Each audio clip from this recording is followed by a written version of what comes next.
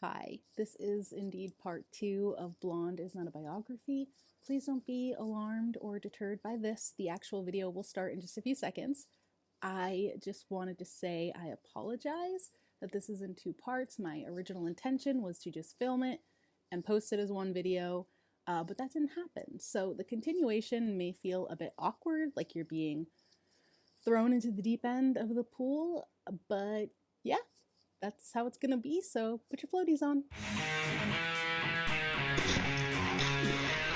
Cass Chaplin, as I mentioned, is Charlie Chaplin's son in real life. And back in 1947, it was alleged that the two of them had an affair. Both of them were infamous for their many affairs, so it wasn't a big deal. The rumor goes that Charlie Chaplin Jr. found Marilyn in bed with his brother, and that's what ended the affair. So Joyce Carol Oates took some liberties with that, if that's what she was playing off of. And who is Eddie G in real life, you may ask? Eddie G. Robinson. Him and Marilyn were close, they may have had an affair, but that was it. It is truly the most confusing part of this book. There was a lot that I was like, huh? About in the book.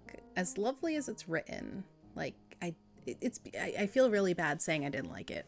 Spoiler, I didn't like it. Maybe I'm missing something super obvious. I'm not a scholar. I barely made it through 2 weeks of community college before I decided I wanted to quit and eat Papa Gino's across the street instead.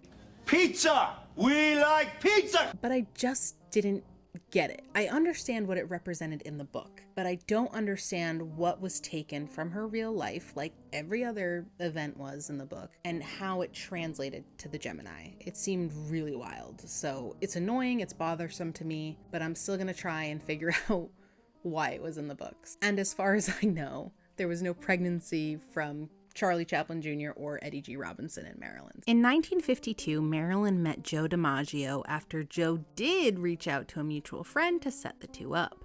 The pair was an odd one, to be sure. Joe had just retired and was at the end of his career, and Marilyn's career was still rising. Joe was obsessively neat, and Marilyn was very messy. Joe was traditional, that word again, and he wanted Holly Housewife, and Marilyn was a bona fide sex symbol. This is the point in Marilyn's career when she started sharing those really wild stories that, were basically just carbon copies of what BB had told her, if you remember that from 6 million hours ago. And speaking of media, Marilyn had to do some serious damage control when one lie in particular was proven false. The press found out her mother Gladys was alive, and Marilyn up to that point was telling everyone she was an orphan and her mom had died. Marilyn once again brushed it off with honesty and charm. She was like, I didn't know.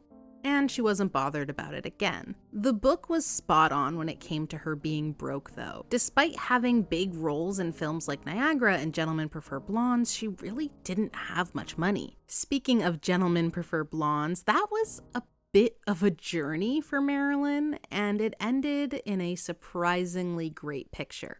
Don't you know that a man being rich is like a girl being pretty?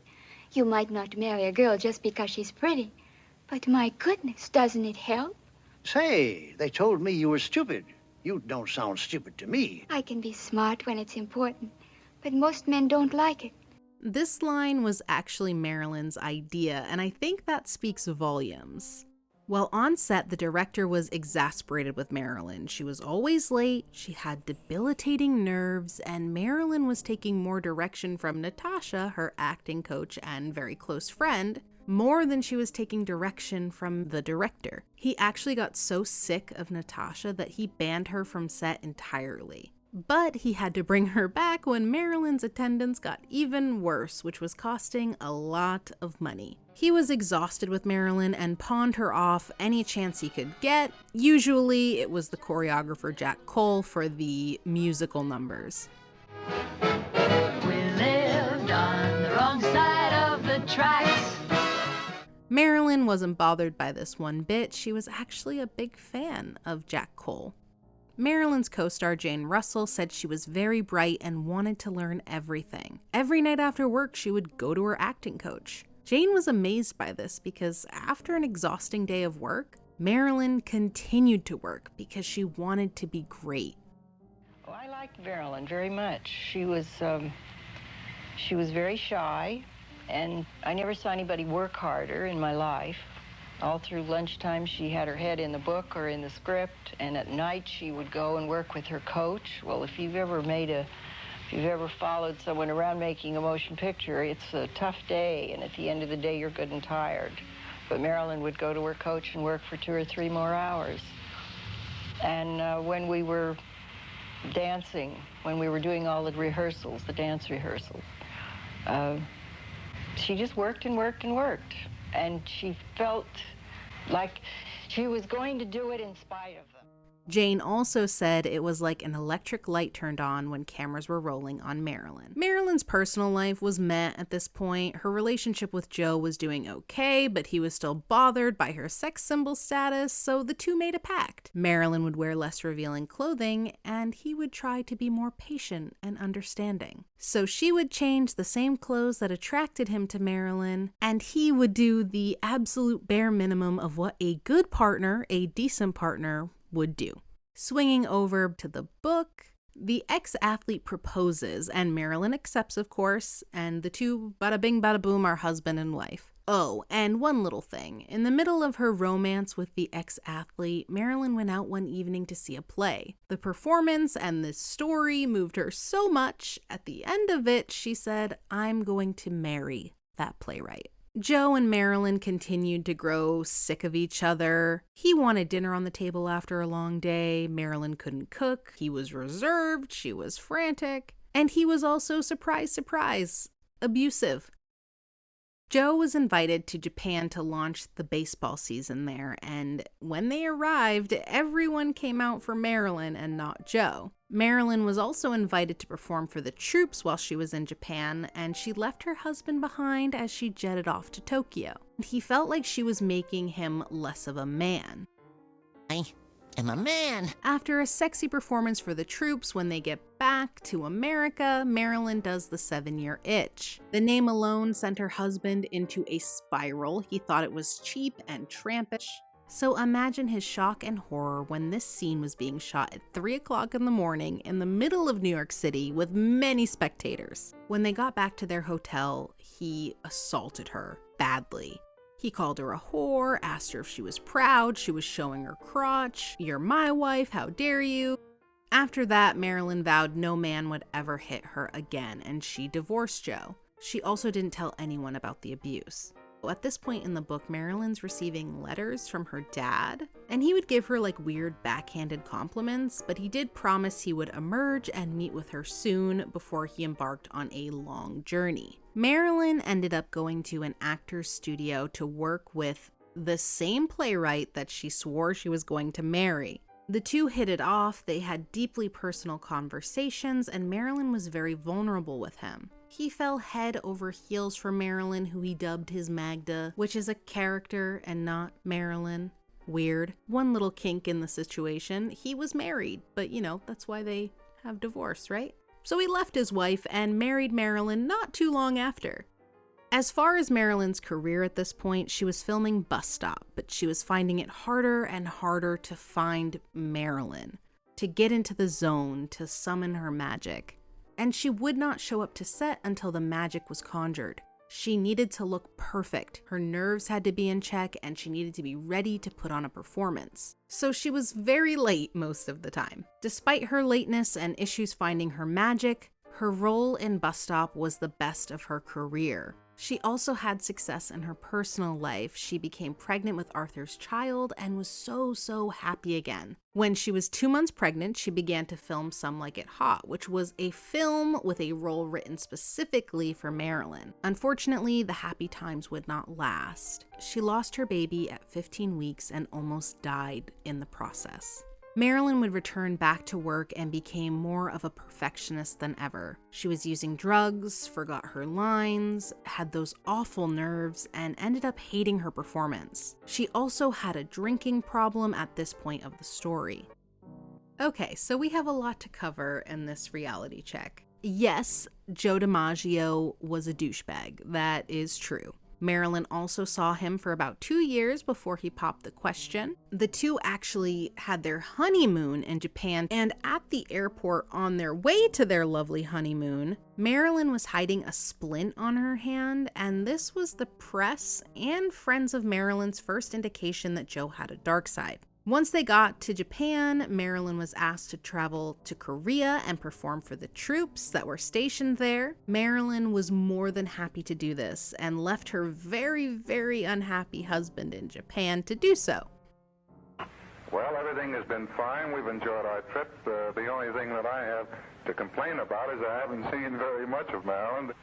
She is making a trip to Korea, touring through the camps, and so maybe after that way we'll be able to spend a little time together. Don't lose that day. Diamonds are a girl's best friend. Once they got home to the States, the tension was building. He was also, like in the book, not happy with Marilyn's sexy image. He did not want to be with the nation's pinup. And yes, something that actually happened in real life that happened in the book, Marilyn got back from her honeymoon and told her friend she was going to marry the playwright Arthur Miller. Yes, when she got back from her honeymoon with Joe DiMaggio, the ex-athlete. Marilyn was deeply unhappy in her marriage. She had an alleged affair with her vocal coach. DiMaggio continued to be abusive mentally, physically, emotionally, and the two divorced 274 days after ringing the wedding bells. Backing up a bit to pre-divorce on the set of The 7-Year Itch, when Marilyn was filming the famous subway grate scene blowing up her skirt, thousands of onlookers and press gathered around her. That was also true. And Joe DiMaggio was in fact furious. He thought his wife was making a spectacle of herself. Isn't it delicious? The man began to tremble. He was so furious about his wife showing off her panties. He said to me, "Tell her," through clenched teeth, "tell her I will meet her back at the hotel." And yes, he assaulted her badly that night. Marilyn was screaming and yelling for help from her hairstylist or makeup artist, but no one could hear her through the thick hotel walls.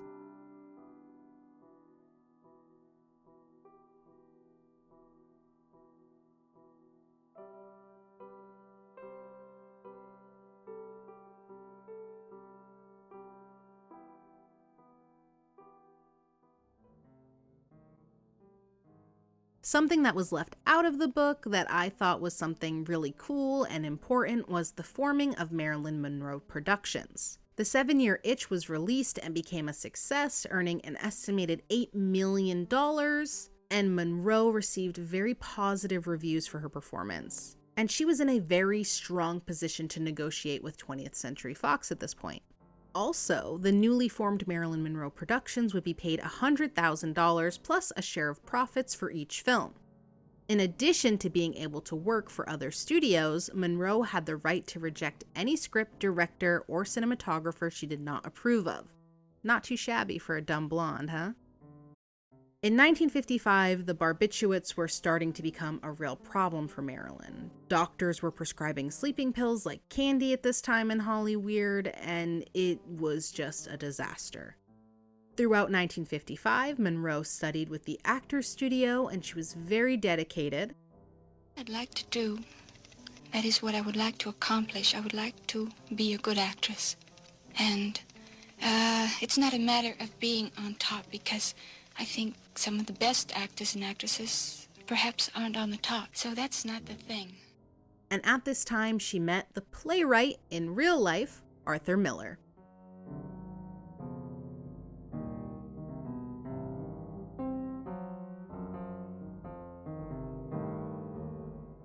Their relationship developed very quickly, but yes, he did divorce his wife and marry Marilyn not too long after. Before the wedding, Marilyn was actually crying, saying she didn't want to marry him, but she still did. I don't know how true that is, but it was in a few different sources. She was a very courageous human being. It's because I loved her, so I took that attitude toward her. So the best of her, she thought, was in my eye. Therefore, the hope she had was with me.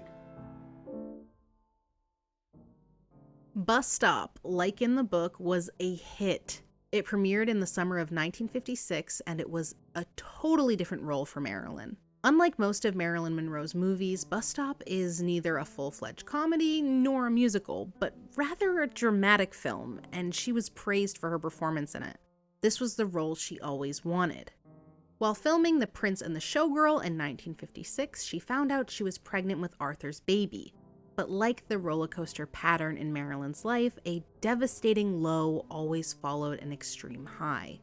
Unfortunately, not long after finding out she was with child, she miscarried. Despite the uncertainty prior to her wedding, she made the best of her life with Arthur. After her 2 extraordinary performances, she tried to lead a private, quiet life.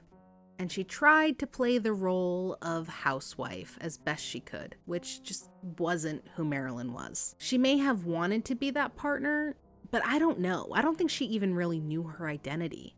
And I used to get the feeling, and sometimes I still get it. I think, gee, sometimes I think I'm fooling somebody. I don't know who.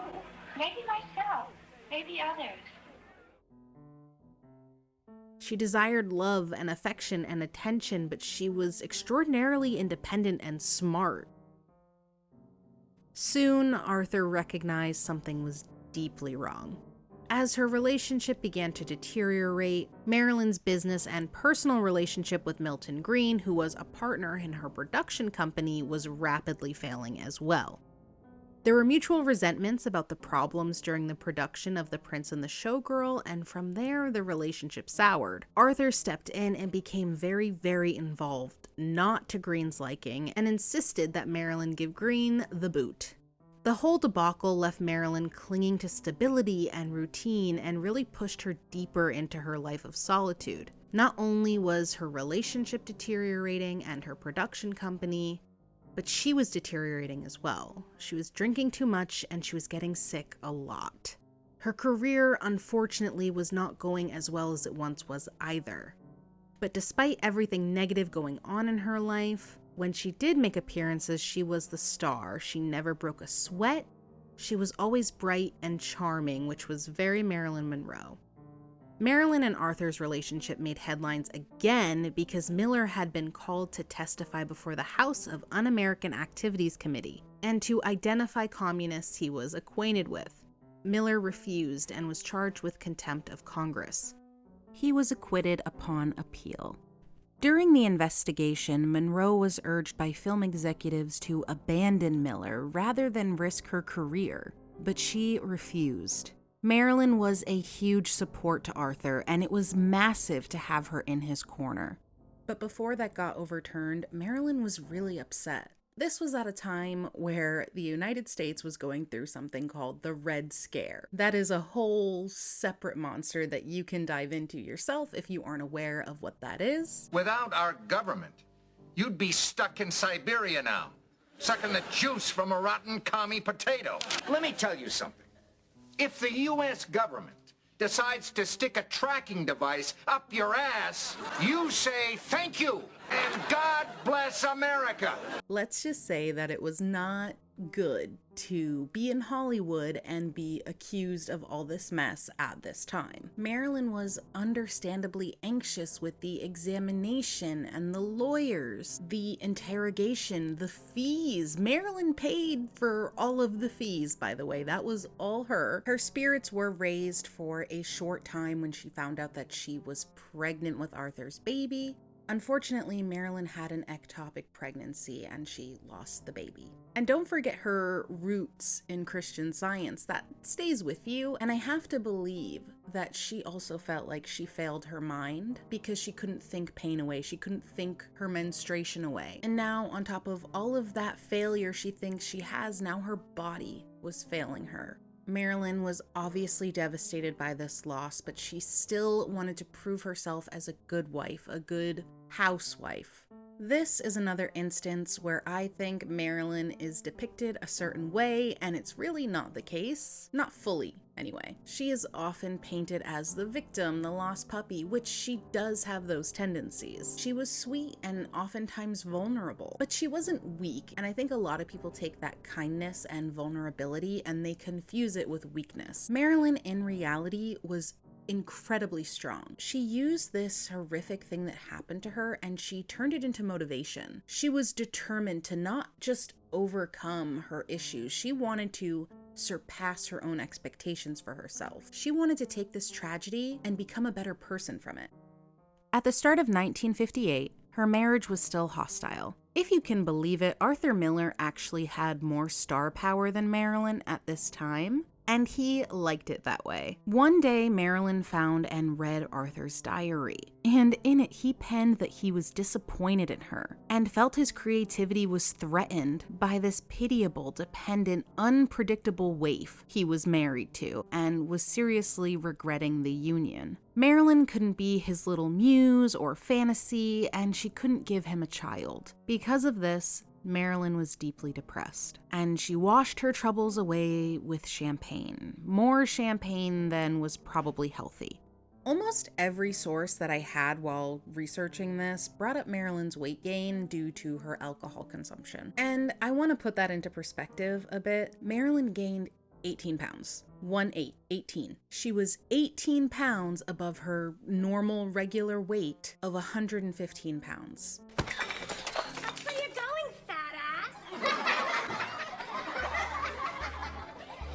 So there's all this hubbub about her weight when at her heaviest, she weighed 138 pounds. What? Bro, what are you talking about, man? That is all I'm gonna say about Marilyn's weight. Around this time, Marilyn began filming Some Like It Hot in a role that was written specifically for her. It seemed like a really great environment to make a film. Marilyn and the director and her co-stars all got along great. But that did not last long. Not long at all. There was a lot of dispute over creative decisions about the movie. There was a lot of drama on set, but despite this, Marilyn brought something to her character that was bright and charming, something uniquely Marilyn. Even though Marilyn lit up on screen, she was ethereal and magical. The making of the film did not show Marilyn in her best light. Her acting coach, Natasha, who at this time biographers seem to all agree that she had feelings for Marilyn, even if those feelings were not reciprocated. But anyway, she was running the Marilyn show on set, and the director did not love that. Marilyn was also constantly late due to her anxiety about feeling or looking too old. She'd say her eyebrows were wrong, her lipstick was the wrong shade. Really, any excuse you can think of, Marilyn used it. She'd show up without her lines memorized, and she was such a perfectionist to a fault. I know the two don't sound like they would go together. Manchmal kannte sie den Dialog von 8 Seiten, nicht? Das ging ja so ganz einfach. Manchmal hatte sie den Block gehabt. Ja. There was just some demons inside, so that was there all the time. She would demand take after take after take, and she would get frustrated and angry if any little thing was off. One scene with Marilyn could take days. That may not sound like a lot to you and I, but in the movie business, that is a lot of money. Every second counts when you're filming a movie. And when I say counts, I do mean like dollars counts. Oh my God. I am never gonna financially recover from this. Marilyn was labeled as not difficult to work with, but impossible to work with. Somehow, at the end of the day, this film turned out to be incredible. Also on set, something I forgot to mention, her relationship with her co-stars were not great either. They were very affected by her apathy towards the production. Tony Curtis actually said that kissing her was like kissing Hitler. Billy had given her every conceivable kind of direction, but using obstacles, counterpoints, relating to your grandmother's raincoat, whatever. I have never heard such brilliant, marvelous, diversified direction given to one actor in my life. All of them legitimate, all of them within the realm of legitimate behavior of that character in that circumstance. Nothing worked. Still, it would be sorry, and the hands would go again. So you may be asking yourself, why did anyone put up with this? To put it simply, Marilyn equals money at the box office. Her name draws in the crowds. Despite this fact, Marilyn, at this point in her life, was terrified. Terrified that her entire career that she had worked so hard to build was crumbling. She also felt very insecure returning to Hollywood because she was replaced with other younger, blonde, ingenue bombshells. Just as Marilyn was starting to get the respect she deserved from Hollywood, Hollywood turned on her. The mental anguish from this caused her to up the pills and up the drinks, one time to the point of even vomiting violently, for which she had to be hospitalized. Marilyn's gynecologist was present through most of the film's production because I presume Marilyn was trying to conceive and that was difficult for her. Her gynecologist warned her that all of this substance abuse would cause her pregnancy to fail if she became pregnant. And unfortunately, that is exactly what happened yet again. She found out she was pregnant in October, Some Like It Hot wrapped shooting in November, and by December, Marilyn had miscarried. She also endured several failed operations that were supposed to help her become a mother. And after her final surgery in 1959, the doctor came in to inform her of the news that she would be unable to conceive. But before he could even tell her, Marilyn was like, I already know. From that point forward, Marilyn no longer attempted to be a mother. Again, not to sound redundant, but this pain pushed her again towards more pills. She had a pharmacopoeia of sedatives, soporifics, tranquilizers, opiates, speed pills, and sleeping pills. And it's believed that there were more barbiturates that she was abusing at this time as well, on top of abusing alcohol. It's really strange, and again, Marilyn was a very complex woman, so it makes sense, but it's also very confusing for me. During this dark time where she was abusing all of these substances, it's been said by many of Marilyn's close friends that she was actually doing great at this time. She was more hopeful than they had ever seen her. She seemed more confident and more sure of who she was. Even in her marriage, she realized she was bored and she wasn't satisfied, and she wasn't fighting it anymore. She finally came to see who Arthur really was. And in reality, Arthur wasn't even close to Marilyn's ideal partner. He also blamed Marilyn for all of the shortcomings in his own career, like she was the one at fault for his career stalling. She apparently creatively stunted him, the worst thing anyone could possibly do. In the book at this time, Marilyn is about to film her final role in The Misfits. Sorry if you hear any loud vroom vrooms. Someone thinks it's a great idea to ride their dirt bikes in the rain, so. The Misfits was a film written by her husband, and she was cast alongside Clark Gable, a man that she thought was her father when she was a young girl, her dark prince. The only problem with this film was that it was eerily similar to Marilyn's life, or at least the character of Rosalind was eerily similar to Marilyn. She felt exploited and betrayed. She asked him very early on in the relationship to just keep her secrets. She wanted to know she could trust him with her vulnerability. That was her final straw. She was aware that she no longer loved him. She was done. The film was not a success. Clark Gable passed away almost immediately after filming, and Marilyn and Arthur divorced. Her mother is still in her life, but she's still distant and cruel. But now we meet the president. The juice is coming. Whoops. The president, that's his name, the president, was portrayed as a douchebag, like a frat boy with a fragile ego. It's not a frat. It's a brotherhood. He even said to a character accurately and simply named or referred to as the president's pimp. The president said to the president's pimp about Marilyn, "Have I dated her yet?" When the president's pimp, who clearly keeps a better body count of the president better than the president, I don't know if that makes sense, but you get what I'm saying. When he tells the president no, he says to the pimp to make the arrangements pronto. An arrangement meaning a romp. Sex! Or two in a cabana, really romantic and charming. And so the romance between the president and Marilyn begins. As I mentioned before, the president is portrayed as a douchebag, and I just have to say, spot on. He is such a dick. Like, he is such a dick. Like, the worst dick you could possibly think of.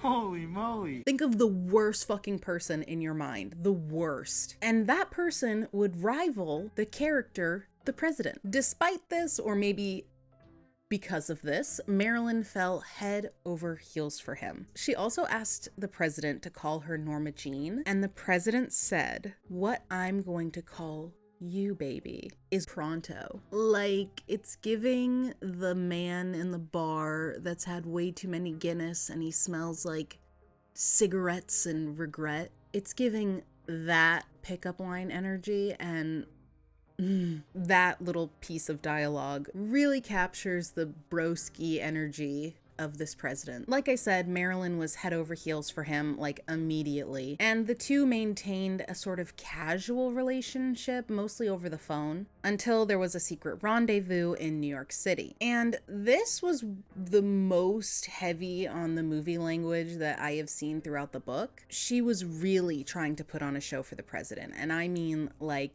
she wanted to be exactly what he was looking for. He didn't want Norma Jean, he wanted sexy bombshell Marilyn. He wanted the fantasy, and she gave that to him. There was one piece of the story that really solidified this for me. I'm just gonna jump into the middle of the sentence because nothing before it really matters. Not for what we're talking about here. She said in a breathy, warm rush she was certain the First Lady, with her patrician poise, could not have imitated. She knew that he had his wife, who played her role, played the neat, clean, poise, president's wife role.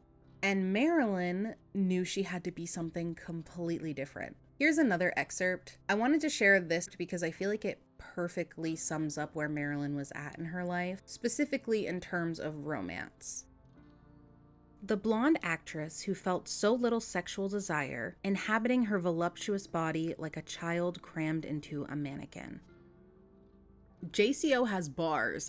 I'm not denying this. Bars on bars on bars on bars on bars. While she was in a hotel room with the president in New York City, there was a really, I don't even like to say rough encounter. This was an assault. And shortly after that, an even worse assault happened. I'm not going into the details right now. I'm sure you can figure out what type of assault the president was partaking in. This portion of the book is very graphic, and Joyce Carol Oates paints a picture. So again, all the triggers, you should be warned. Don't go into this book if you are disturbed by anything. I would even go as far as to say don't read this book unless you're in a good mental headspace, because there's a lot. But before the more intense assault, Marilyn was actually knocked out. After the assault, the security, Secret Service men, whatever they are, they're leading her outside. And as she's going outside, she sees the president and this pretty little redhead, I believe in his hotel room, and she sort of runs up to him to say bye, which so sad after what she just experienced, and she's going to say goodbye to this man that just traumatized her. That says a lot about where Marilyn was at mentally and how much she valued herself. But being the alpha broski that the president was, he slammed the door in her face. Marilyn was very upset. She started yelling at the security guards when they were, trying to take her out. She threatened to tell the president that they were being mean to her, and then I believe one just smacks her across the face. And when she started bleeding, one of the security guys was like, it's not blood, it's red grease from your mouth. They also said nobody threatens the president. That's treason. It's treason, then. Despite being covered in bruises and her mind being gone, Marilyn went back to work. After the Misfits didn't do so well, Marilyn's career sort of backslid. She didn't really have the leg up to say what roles she wanted, so she was pushed back into the dumb blonde roles, rather than the more serious dramatic roles like she had in Misfits. I don't believe in the book it's ever specified what Marilyn did to get the studio mad at her, but she did something and the studio was not happy, and she was at risk of being fired from the project when ring-a-ling-ling, she's called up and asked to sing happy birthday to the president, the same president that smashed the door in her face and assaulted her. Marilyn had very little money. She could barely afford to cover the expenses to get there, if at all. She also couldn't afford to take off work. The studio was pissed. They didn't want her to leave. That would cost them so much money. She went anyway. Marilyn, who already had very low self-esteem and really undervalued herself. After the assault, she was way worse. She never saw herself the same way again. It was almost like she knew now that she was only seen as an object and a fantasy in people's eyes. And she knew she'd be singing to a crowd of people that only viewed her as the president's whore. Also, I don't know if it was said prior in this book. If it was, I apologize. I just caught on to it at this point in the book. The president's pimp was actually his brother-in-law. Anyways, back to the performance. Marilyn was extremely drunk and she was terrified. You would never know it. She was a spectacle. She was glowing. She was the bombshell she always was. And by the time she was done singing, the audience roared, the president included. As she was on stage, done with her performance and getting this applause, she found acceptance and love. She didn't believe that they thought of her as only an object at this moment. For us, the readers, we know that that's not the case at all. We got to see the dialogue between the president and his little fuckboy friends, and we also knew the thoughts of the audience. That information was given to us, the reader. So when I read that she was finding love and acceptance in that moment, my heart broke. It was one of the saddest moments in the story for me. And as the roller coaster of Marilyn Monroe's life goes, after one extreme high comes a treacherous low. And after the high point of her performance, she was sued by the studio for $100 million. She also got a phone call from Eddie G informing her that Cass had passed away. He also told Marilyn that Cass had left something for her. She didn't want it. She was like, no, but he insisted. So this unknown gift was sent via package. And this is the scene that ties into the prologue. Death arrived at her doorstep. How you doing? Death! In the package was this specific baby toy that Cass had stolen for Marilyn when she was pregnant, and there was also a note. It's here that we learn that it was actually Cass Chaplin who was typing out the letters to Marilyn pretending to be her father. The dude is twisted. Who does this to someone with daddy issues and abandonment issues? Like, what? If it seems like this is rock bottom for Marilyn, you would be wrong. The book ends with a sharpshooter sneaking into Marilyn's home after a call from an informant, and he's looking for evidence of blackmail, incriminating diary entries, things like that. Things that would make the president look bad. Things that would make the president look like the disgusting, slimy, shriveled anchovy between the legs having snake that he was. The sharpshooter then went on to inject Marilyn's sleeping body with a massive dose of liquid Nebutol, a fatal dose.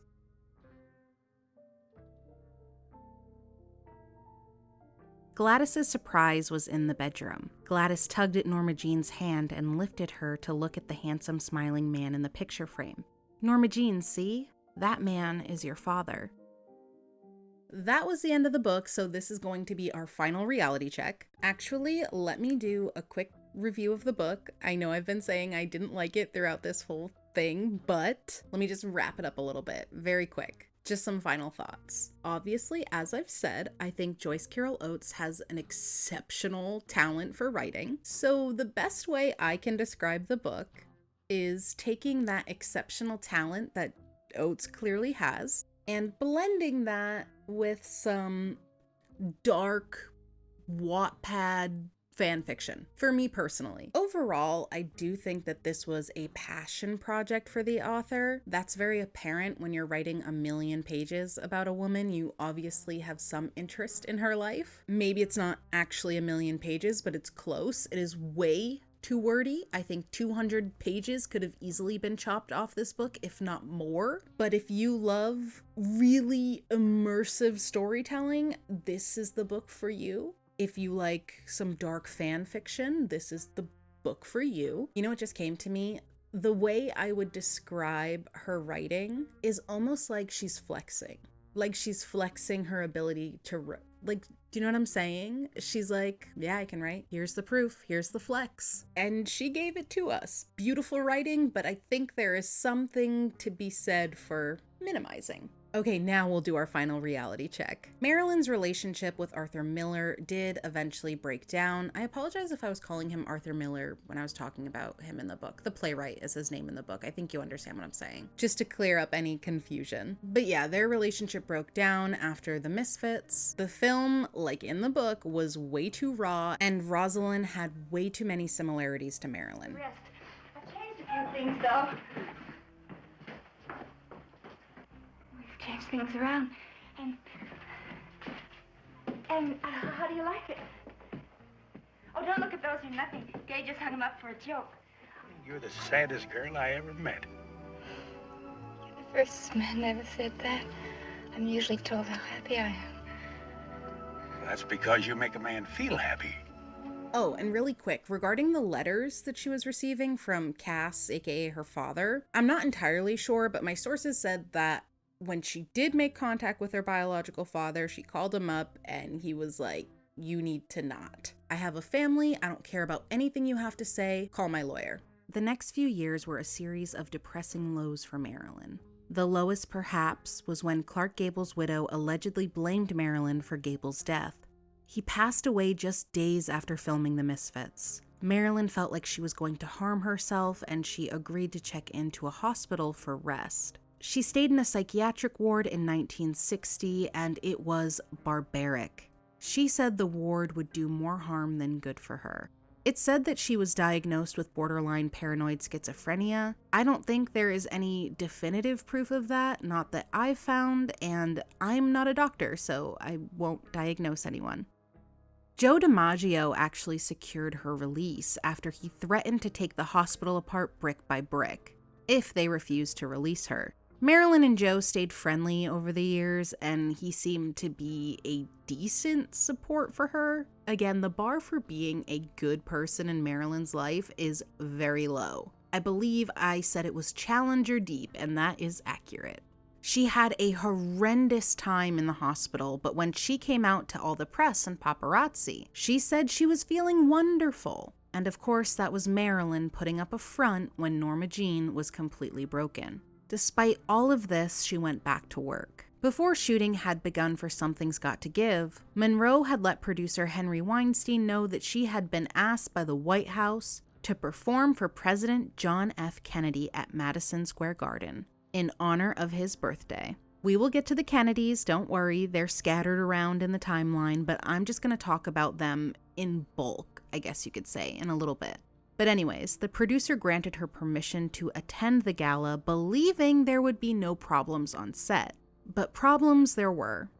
On the first day of production, Monroe telephoned Weinstein to tell him that she had a severe sinus infection and she would not be on set that morning. Over the next month, filming continued without Marilyn. She'd only show up occasionally. She had fevers, chronic sinusitis, bronchitis, which all prevented her from coming to set. Production ended up falling 10 days behind schedule, which we now know is big money lost. So she'd either not show up, or when she would show up occasionally, she would not be 100%, not even close. There was even an incident where Marilyn violently vomited right before being on camera. The director attributed this to Marilyn's, quote, sheer primal terror, unquote. By this point, the production was completely over budget, the script was not finalized, and it was rewritten nightly, which did not help Marilyn reach her 100%. She was getting increasingly frustrated with all the script changes, which is valid. Not that she was in any position to complain, but still, it's valid. So when the president's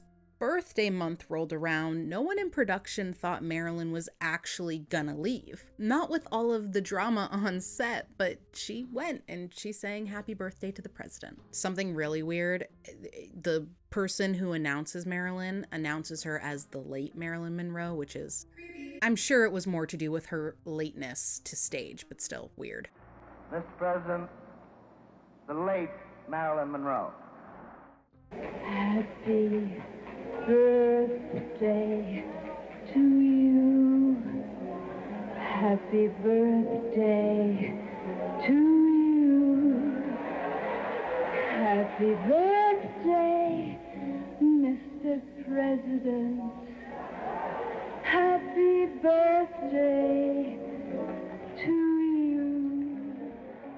after an incredible performance for the president, she was fired from Something's Got to Give. Now, before we get into her death, let's talk about these Kennedys. I'm actually going to direct you to a Netflix, I don't know if it's a docu-series or a documentary movie, but it's called Marilyn Monroe, The Unheard Tapes, or something like that. I apologize, I don't have it on hand. But I'm not gonna sit here and just recite everything word for word that was in that doc. Every little bit of it was fascinating, every single minute. So I am going to refer you to that. That is your Marilyn Monroe homework. It is amazing. If you enjoy learning about her life, you would love that, especially if you're into the conspiracy theories. I mentioned earlier how learning about Marilyn's life was a huge headache, mainly finding true occurrences, if that makes sense. There are so many conspiracies and contradicting information. It's hard to know what is truth when everyone is claiming they have the truest of truths. That's really good, actually. Let me write that down. That was deep. The doc explains how the Kennedys related to Marilyn, how they knew each other. It dives really deep into that conspiracy theory about the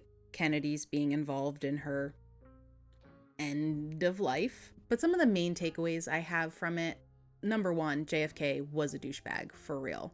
Him and his brother were dirty, dirty dogs. And they got this from their father, Joe Kennedy, who was like a super big shot back in the day in Hollywood. Important to remember, he's got a lot of pull in Hollywood. The dad, the brothers, they were all dirty, dirty dogs. They would turn up at parties and turn out. The sharpshooter in the book, I have to imagine, is in relation to one of the sharpshooter. I don't know if he's called a sharpshooter. He's a private investigator. I couldn't even tell you what the fuck a sharpshooter was, but it is my best guess that the sharpshooter is supposed to be the PI, Fred Otash, I believe is his name. He worked for the White House, for Hoffa, like he was big dog shit. And you may be wondering, why does this man have any interest in the conspiratorial, possibly hypothetical instance of ending Marilyn's life? Well, Bobby Kennedy and Hoffa had a massive rivalry. They did not like each other, and Hoffa wanted to get revenge against Bobby Kennedy. And how do you get revenge against a politician? You put out some unsavory things about him. So he needed dirt on Bobby Kennedy, and when he was looking at the weakest links in Bobby Kennedy's chain, Marilyn Monroe was the weakest. So he thought that she would have incriminating diary entries or some sort of blackmail that he could use against Bobby Kennedy. There were bugs installed in her house and at a beach house of the Kennedys' families that they would go to and party at. It's a big web of conspiracies. And like I said, I direct you to Marilyn Monroe, The Unheard Tapes. Very interesting. They get deep into it. To put it in a nutshell, the president's security, Bobby Kennedy's security, the people that were around them didn't like them with Marilyn because they knew she was a weak link. They were talking about really sensitive information with her. So they did have reason to end her, I guess. That's not necessarily a conspiracy I personally believe in, although I do believe some shady shit went down. The information given to the public about her passing was this. 8 p.m., the housekeeper went into her bedroom and closed the door. After 3 a.m., the light was still on, but the door was locked. The housekeeper was worried and phoned her psychiatrist, who came over. He saw her laying face down through a window. He then went on to break that window, and when he made it into Marilyn's room, he realized that she was gone. And at 4:25 a.m., the police were called. When I mentioned the weird shit surrounding her death, there were a few things. Again, the doc explains it all much better, but there were like mysterious phone calls made to people that were like, you were never here, you need to get to Marilyn's house right now. There were people on scene that only the attorney general or the president could call to be there. And the attorney general was Bobby Kennedy and the president was JFK. There were also medical professionals on site that claimed Marilyn was comatose and not dead, when the public was being told she was dead when she was found. The psych that Marilyn had that found her was also in the ambulance with Marilyn. Apparently, Marilyn was taken to one hospital, St. John's Hospital, and on her way to that hospital, she died in the ambulance. But then they brought her body back to her house. There was also this mysterious maybe not incriminating helicopter ride, but definitely seems like more of a coinkydink helicopter ride from Bobby Kennedy, who was in the area the night she died. Apparently her and Bobby Kennedy got into a fight that same night. She also called JFK that same night and was like, I'm done with both of you. You treat me like shit. I'm not a piece of meat. Don't ever call me again. One final weird thing that happened, which it probably isn't a big deal, but why would this be done? All photos of Marilyn Monroe and Bobby or Jack Kennedy are gone. I think there's only one photo existing on the internet of them together. One. Marilyn's case was reviewed in 1982, but the DA closed the case saying nothing's changed. Marilyn had a complicated life. Sometimes glamorous and enviable, other times horrific and dark. She desperately wanted love, acceptance, and approval. This was the very reason she entered show business. Her mother loved the movies, was obsessed with the movies. Grace McKee, another motherly figure in her life, was the same way. Marilyn thought being the very thing they loved would make them accept her and love her the same way. She longed for a father figure and surrounded herself with men that seemed to fill that role. Even when they hurt her emotionally, physically, and mentally, she still wanted them to love her. And when life hurt her mentally, physically, and emotionally, she still played the part that was needed for each and every scene of her life. She played so many parts, she eventually lost sight of herself. Norma Jean was unrecognizable now, all while being exploited, then made to be a joke in Hollywood despite her massive success. She was still painted as the tits and ass ditzy blonde when in fact she was a very talented comedic actress with a heart of gold. She desperately wanted a child to love and longed for motherhood, but her body, her own anatomy turned its back on her. It was like the universe didn't want her to have the love she deserved. Ironically, today she is worshipped. She is beyond an actress. She is a pop culture icon. When you think of Hollywood or even America or show business in general, you think Marilyn Monroe. She has had some of the most iconic moments in movie history. 60 years after her death, she is still loved beyond measure, and she has no idea. She would never know her legacy and her impact.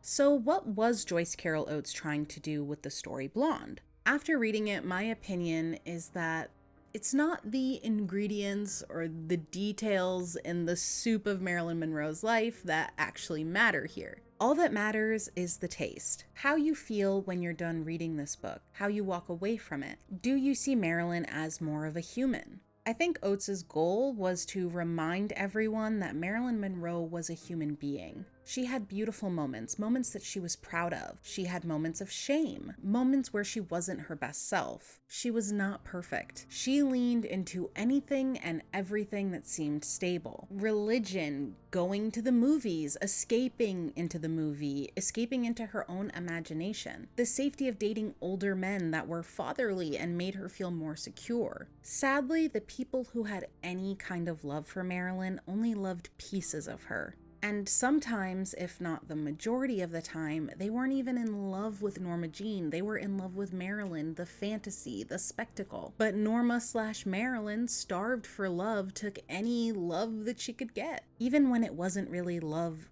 at all. Do I feel happy in life? Let's see. Let's say I hope I'm finding happiness. I like the destination that Joyce Carol Oates got us to. I just didn't like the ride. If you are interested in Blonde, there is an abridged and an unabridged version, so if you're looking for one rather than the other, just keep an eye out for that. A lot of people don't know that it's the abridged version and they miss out on parts of the story. If you're not into reading the book, totally get it. There is a mini-series on Amazon Prime that is also titled Blonde, and it actually does a really good job interpreting the book, so I enjoyed it. If you like this video, be sure to check out my podcast, Netflix Coffee and Questioning Humanity. It is streaming on whatever your preferred platform is, but I will be sure to leave some links for the podcast and for my social media. This was really long and intense, and you had a lot of information thrown at you, so I thank you if you stayed till the very end of this video. You're just as batshit as I am. Thank you for watching.